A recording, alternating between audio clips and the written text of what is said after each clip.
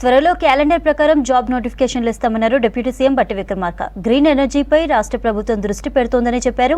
గతేడాదితో పోల్చితే ఈ ఏడాది విద్యుత్ వినియోగం గణనీయంగా పెరిగింది. 2030 నాటికల్లా 20,000 మెగావాట్ల గ్రీన్ ఎనర్జీని ఇవ్వాలనే యోచనలో ఉన్నామని చెప్పారు. 10 ఏళ్లు బీఆర్ఎస్ రాష్ట్రాన్ని అతలాకుతలం చేసిందని మండిపడ్డారు. గత సర్కార్ చేసిన అప్పుల మిత్తికే మళ్లీ అప్పు చేయాల్సిన పరిస్థితికి తెచ్చారని విమర్శించారు బట్టి. అయితే తీసుకొచ్చిన ఈ అప్పుని మీరు చేసిన 7 లక్షల కోట్ల అప్పుకి ఆ అప్పులో ప్రిన్సిపల్ అమౌంట్ 10 ఏళ్ల తర్వాత మీరు ప్లాన్ చేసి ఆ 10 ఏళ్ళు మీరు ఖర్చు పెట్టుకొని పోతే 10 ఏళ్ల తర్వాత అప్పు కట్టేటువంటి భారం మా దగ్గరకు వచ్చే వరకల్లా వచ్చింది. ఆ ప్రిన్సిపల్ అమౌంట్ వడ్డీ కలిపి 64,516 కోట్ల రూపాయలు ఇప్పుడు బ్యాంకులకు చెల్లించాం. అంటే మీరు ఏ స్థాయి తీసుకొచ్చారంటే చివరికి రాష్ట్రంలో అప్పులు కట్టడానికి కూడా అప్పులు తీసుకురావాల్సిన పరిస్థితే కాకుండా ఆ తెచ్చిన అప్పు సరిపోగా ఇంకా రాష్ట్ర ప్రభుత్వం నుంచి వచ్చిన ఆదాయాన్ని కూడా కలిపి ఆ అప్పు కట్టాల్సిన పరిస్థితి తీసుకొచ్చారు.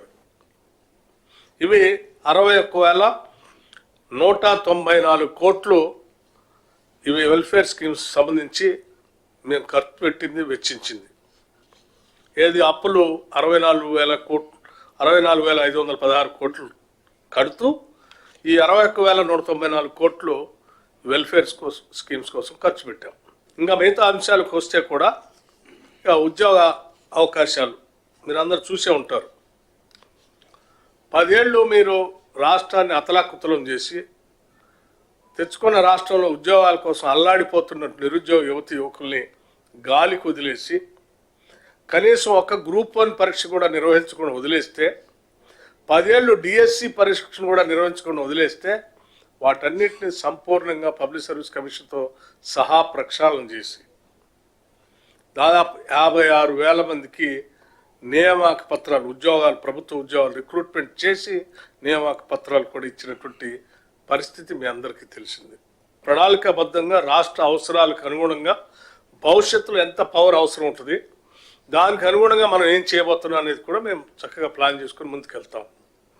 అందులో భాగంగా ఈరోజు 2024కి ఇప్పుడున్నటువంటి గరిష్ట డిమాండ్ పీక్ డిమాండ్ 15,623 మెగావాట్లుగా ఉన్న గరిష్ట డిమాండ్ 2030 నాటికల్లా 22,448 మెగావాట్లకి పెరుగుతుందని అంచనా వేస్తూ ఉన్నారు.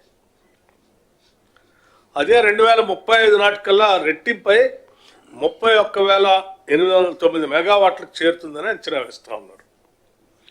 ఈ వేసినటువంటి అంచనాలని అంటే ఎందుకు ఇంత పెరుగుతుందని అంటే ఈ రాష్ట్రంలో జరుగుతున్నటువంటి అభివృద్ధి, ఉదాహరణకి ఫ్యూచర్ సిటీ కావచ్చు, ఫ్యూచర్ సిటీలో వచ్చేటువంటి పరిశ్రమలు కావచ్చు, రీజనల్ రింగ్ రోడ్ చుట్టూ వస్తున్నటువంటి ప్లాన్ చేస్తున్నటువంటి పరిశ్రమలు కావచ్చు, లేకపోతే కొత్తగా అదనంగా వస్తున్నటువంటి ఫార్మా క్లస్టర్స్ కావచ్చు, రకరకాలైనటువంటి ఈ డెవలప్మెంట్ సంబంధించినటువంటి దృష్టిలో పెట్టుకొని ఈ స్థాయిలో పీక్ డిమాండ్ ఉండబోతుందని అంచనాలు వేస్తే దానికి అనుగుణంగా ఈరోజు ఎనర్జీ డిపార్ట్మెంట్ కూడా ప్రణాళికాబద్ధంగా ముందుకు పోతాం.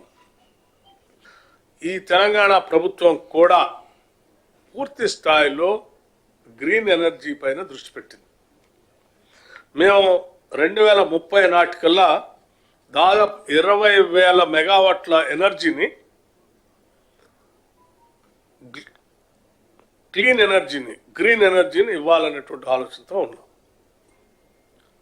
అట్లాగే 2035 నాటికల్లా అదనంగా మరో 20,000 మెగావాట్లు అంటే మొత్తం కలిపి 40,000 మెగావాట్ల హరిత ఇంధనాన్ని అందుబాటులో తీసుకొని రావడానికి కావాల్సినటువంటి ప్రణాళికలు ఈ ఎనర్జీ శాఖ రాష్ట్ర ప్రభుత్వం